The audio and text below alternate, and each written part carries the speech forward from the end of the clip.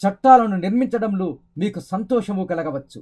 అయితే వాటిని భంగపరచడంలో మీకు ఇంకా సంతోషము కలగవచ్చు. సాగర తీరంలో ఆడుకునే పిల్లలు నిరంతర ప్రయత్నం వల్ల ఇసుక గోపురాలను కట్టి ఆ తరువాత నవ్వుతూనే వాటిని కూలదోస్తారు.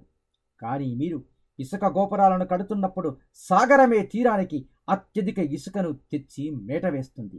మీరు వాటిని కూలదోస్తున్నప్పుడు అది మీతో పాటు నవ్వుతుంది. నిజంగానే అమాయకమైన జీవులతో పాటు సాగరము నవ్వుతుంది. అయితే ఎవరికైతే జీవితం సాగరంలా అనిపించదో, మానవ నిర్మిత చట్టాలు ఇసుక గోపురాలని అనిపించవు, ఎవరికైతే జీవితం ఒక రాతి బండ, చట్టాలన్నవి తమకు కావలసినట్టు ఆ బండను చెక్కి రూపొందించగల ఉలుల్లా అనిపిస్తాయో, వాటి గురించి ఏమిటి? నృత్యం చేసేవారిని ద్వేషించే వికలాంగులను ఏమనాలి? అడవి మల్లను ప్రేమించే హరిణం, కనుజులను, పోకిరీలు, దేశ దిమ్మరులను నిందించే తన మెడ మీద కాడిని ప్రేమించే ఎద్దును ఏమనాలి? తన కుబుసాన్ని విడవడానికి దాని ముసలి పాము కుబుసాన్ని విడిచి మిగిలిన పాములను నగ్నమైనవని, సిగ్గులేనివని అంటే ఏమనాలి?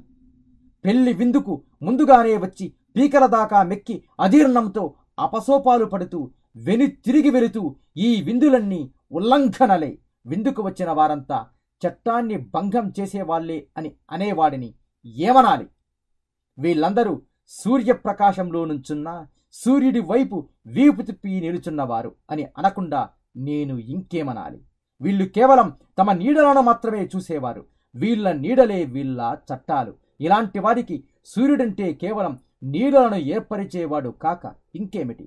చట్టాలను గౌరవించడం అంటే కిందికి వంగి నేల మీద పడిన తమ నీడల రూపురేఖలను తామే కనుక్కోవడం కాక ఏమిటి? సూర్యునికి అభిముఖంగా సాగించే మిమ్మల్ని నేల మీద ఏ నీడ నిర్బంధించగలదు? మీరు గాలితో పాటు ప్రయాణం చేస్తున్నప్పుడు ఏ గాలి చక్రం మీకు మార్గదర్శకం చేయగలదు? మానవీయ చెరసాలల ద్వారం తప్ప మీ మెడ మీద కాడిని లాగివేసిన మిమ్మల్ని ఏ మానవీయ చట్టం బంధించగలదు? మానవీయ లోహ శృంఖలాలకు తగిలి తడబడడం తప్ప మీరు నృత్యం చేస్తున్నప్పుడు ఏ చట్టాల భయం ఉంది?